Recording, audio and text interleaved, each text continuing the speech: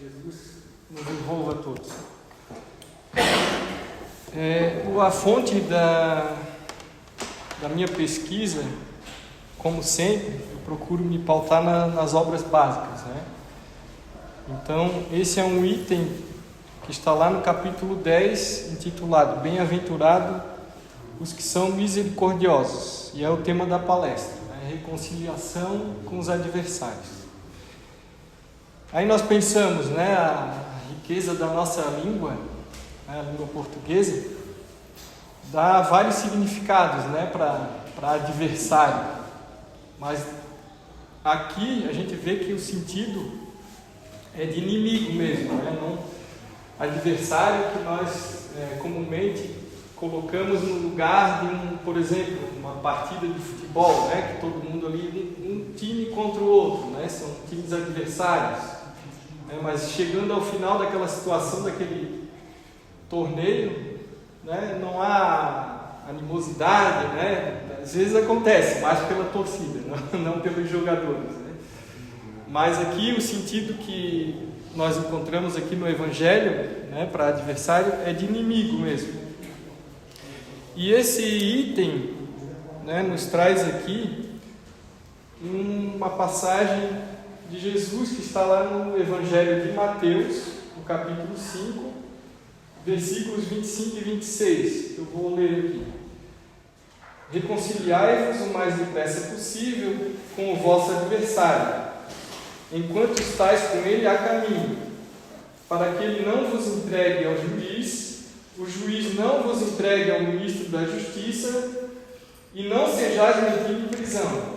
Digo-vos em verdade, que daí não saireis, enquanto não houverdes pago o último centavo. Bom, aí Jesus nos coloca a importância de que a gente busque essa reconciliação, né? Nós nos acertarmos com o nosso adversário, com o nosso inimigo, enquanto estamos a caminho, né? Aí a interpretação que vem a seguir ali, de Kardec, é no sentido de que a gente busque, né, aparar essas arestas, enquanto ainda aqui nessa reencarnação. Aí ele vem logo a seguir dizendo a respeito de um provérbio, né, que diz: morto o animal, morto o veneno, né? É uma alegoria para mostrar que aquela ideia errônea de que, tomado de raiva, né, por um inimigo, a gente acaba dizendo, né, tomara que morra, de uma maneira assim consequente. E aí ele nos alerta para isso, que aqueles inimigos que nós supomos que não nos causarão mais mal, porque já estão desencarnados, já estão mortos, eles têm uma maior liberdade de ação, né, de nos encontrar aqui nesse plano, enquanto nós estamos aqui reencarnados, e nos perturbar. Daí ele coloca que aí realmente é a causa da maioria das obsessões. Quando ainda se busca a vingança, se busca o toma lá da cá, né? O olho por olho, dente por dente. Quando a lei maior de Jesus é o amor, é retribuir o mal com o bem. Então nós nos deixamos enganar por essa ideia de que a busca pela vingança vai trazer alguma paz, alguma satisfação, ou que eu vou me ver livre daquela situação, né, se eu conseguir causar o mal que o inimigo me causou, né? Buscar levar a justiça pelas minhas próprias mãos, achando que eu estou agindo da maneira mais correta, né? Quando as consequências nos alertam, né, os espíritos, que são mais terríveis ainda, né? E elas podem se perpetuar, como é o caso, né, por várias e várias reencarnações.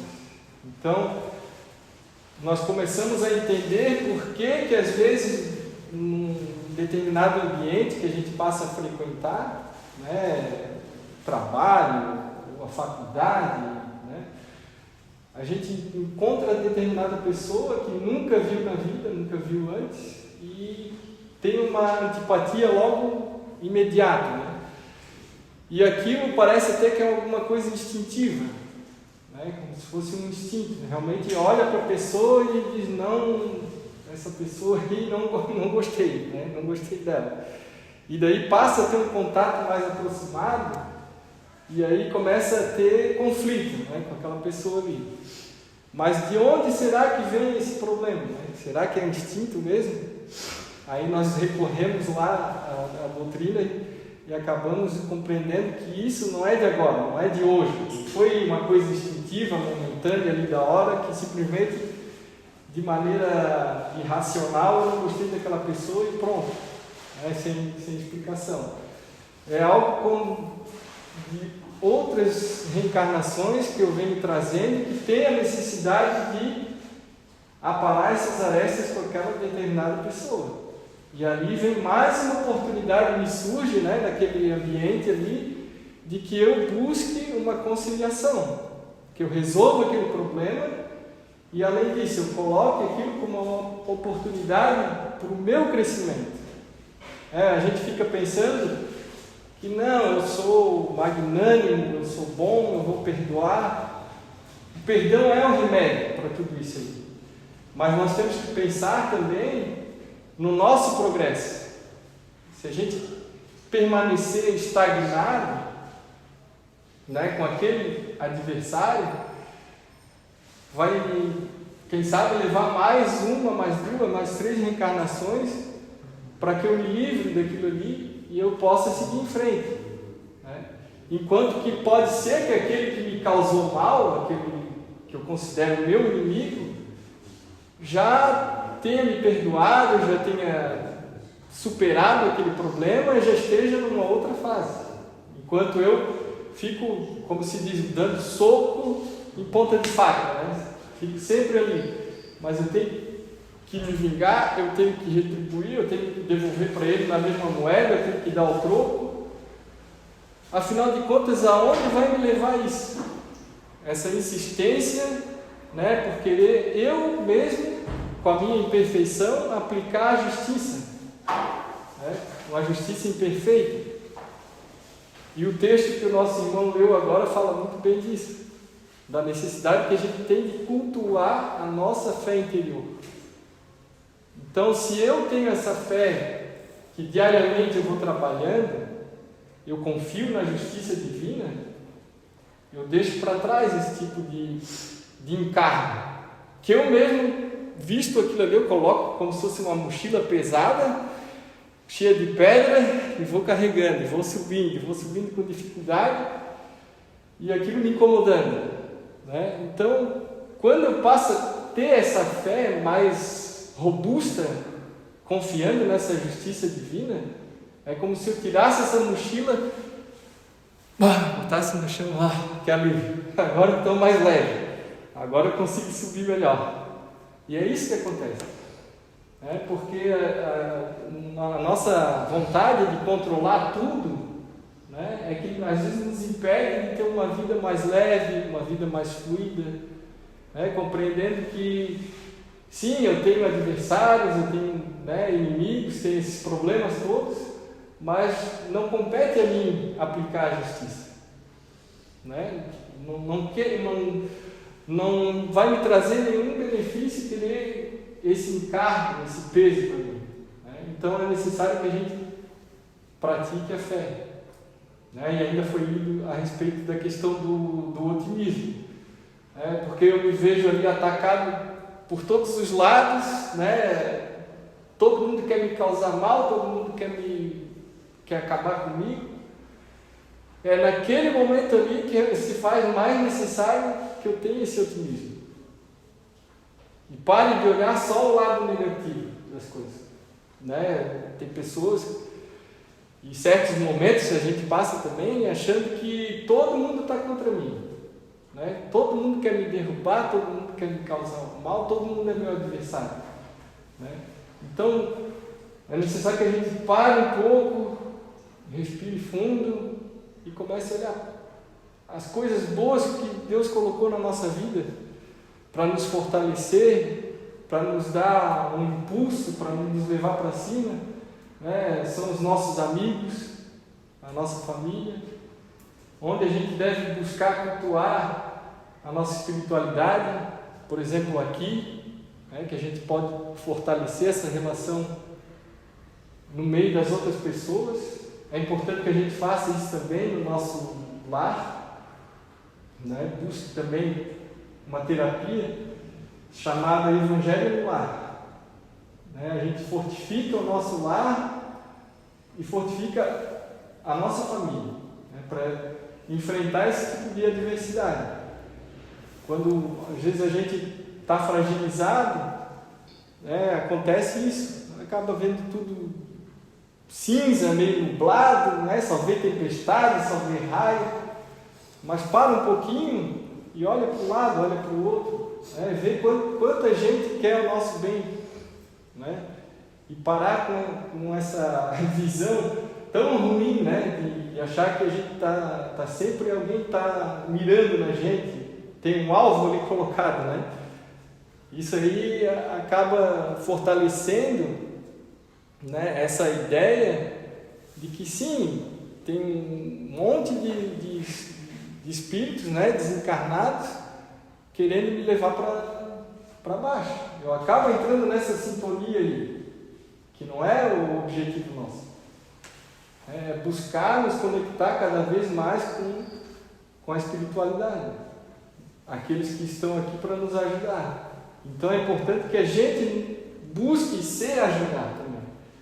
E para isso, né, além da gente buscar a leitura dos livros espíritas, como eu falei, das obras básicas, o hábito da oração, né, a oração que nos conecta ao nosso anjo da guarda, né, a Deus, né, e vai nos fortalecendo, vai mudando o nosso pensamento e consequentemente vai mudando a nossa forma de agir, de interagir com as pessoas.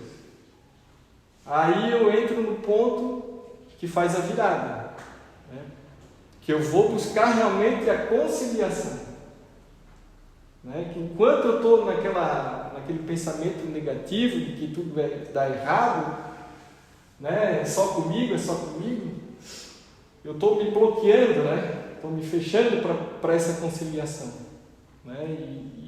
E realmente assim eu dou uma importância tamanha, né, para aquele que quer me causar mal, né? Então eu saio desse foco, né, busco me fortalecer com as minhas amizades, a minha família, as pessoas que gostam de mim, que me querem bem, né, e através da oração também recebendo esses fluidos, essa energia que me permite me colocar num estado mais positivo, né, mais aberto para buscar essa conciliação, né, deixando de lado, né, essa barreira que acaba alimentando essa adversidade, né, do mesmo modo que eu me coloco como vítima, mas eu também busco estar prejudicando o outro, né? Eu vejo as oportunidades que o outro, às vezes por uma invigilância, né,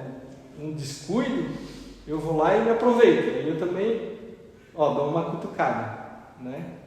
Mas aí eu estou retroalimentando isso, essa relação de adversidade, né?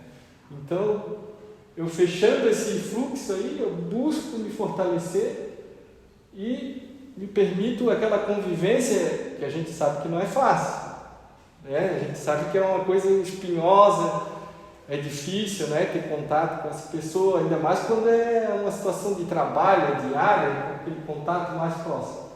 Aí que a gente é realmente desafiado, né, a ter mais paciência, né, saber que aquilo ali é realmente um momento que eu tenho uma oportunidade para reparar algo que talvez eu tenha feito também, né, como eu falei.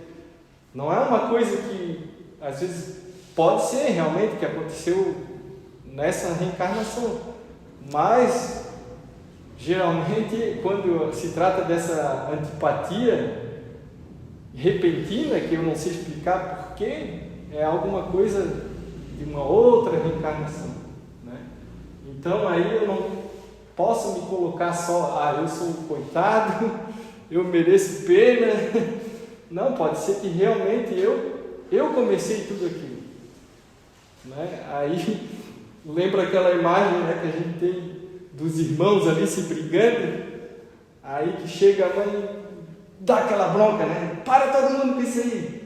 Aí um aponta para o outro, foi ele? Não, foi ele. Não interessa quem começou. Né? Como diz a mãe ali naquela situação, o importante é os dois se acertarem. Né? Como às vezes força aquela situação, não, aperta a mão dele, pede desculpa aí. Né? Força ali na hora. Mas aí a gente aprende a ser espontâneo, né? A abrir os braços, né? E pedir desculpa. Isso, né, não quer dizer que eu não vou ter a devida cautela. Né? Até por uma questão vibratória, eu não posso ter toda essa afabilidade com alguém que eu sei que eu não posso confiar. Então aí vem a situação de que eu também tenho que me precaver. Né? Mas quando já chegou a um nível que o outro também está receptivo, né? A gente capta isso, aí eu posso me permitir realmente exercitar o perdão, que é o maior remédio para esse tipo de situação, é o perdão. A gente não querer saber quem teve razão, né, quem estava errado, a culpa foi desse, foi daquele, mas simplesmente perdoar.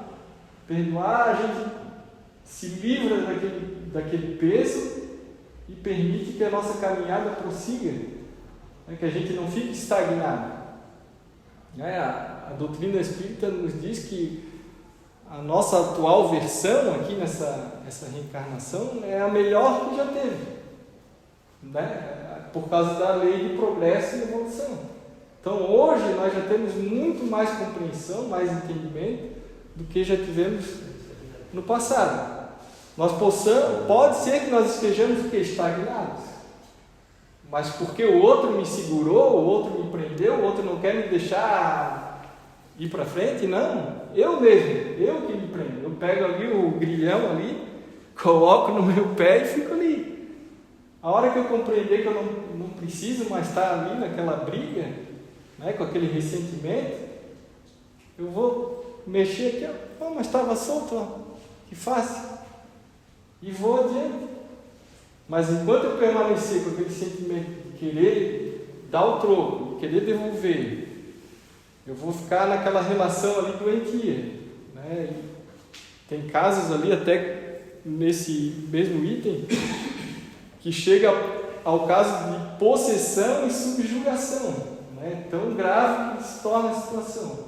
Né? Daquele desejo ferrenho de querer se vingar do outro. Então, o melhor remédio para tudo isso é o perdoar. Né? Como Jesus disse, perdoai 70 vezes, 7 vezes. Quanto for necessário perdoar, eu tenho que perdoar. Né? Mas para isso eu tenho que estar bem comigo, tenho que buscar essa conexão, né? Para que isso aconteça de uma maneira natural, de uma maneira espontânea. Né? Não busque daquela maneira forçada, como eu falei ali, né? Quando alguém te obriga, né? Não, nós já temos consciência o suficiente para saber que isso é necessário para nós, para o nosso bem-estar, né? Para o nosso progresso. Não é necessário que mais ninguém nos obrigue a fazer algo, né? Para que se resolva uma situação. Né? Então, como disse no Evangelho de Mateus, o mais rápido possível. A gente procure fazer isso, enquanto a gente ainda está aqui, né, em companhia desse que é o nosso adversário, né, os dois aqui reencarnados, a gente busca isso aí. Busca amenizar, tornar as situações mais leves, mais fáceis de enfrentar, né, deixar um pouco de lado esse pensamento de que ele me causou mal, eu tenho que resolver isso, né, colocar na minha mão esse peso da justiça. Se eu confio realmente na justiça de Deus, eu sei que essa situação vai se resolver. Mas eu tenho que permitir que essa justiça aconteça. Né? Eu não tenho que roubar né, essa função, né? Eu tenho que permitir que ela aconteça, né? E para isso, o remédio, como eu disse, o caminho é o perdão. Que a gente busque do nosso coração essa sintonia com a espiritualidade amiga, né? Que nos faz trilhar esse caminho pelo nosso progresso, né? E a gente possa buscar também o progresso do nosso próximo, né? E quando se trata de um adversário, é dessa maneira, não existe outra, né? É perdoar, perdoar e perdoar, e não achar que a gente está sempre, né, com a razão de tudo. Agradeço a todos pelas vibrações amorosas aqui e rogando a Deus que nos ilumine e nos ampare agora e sempre. Obrigado.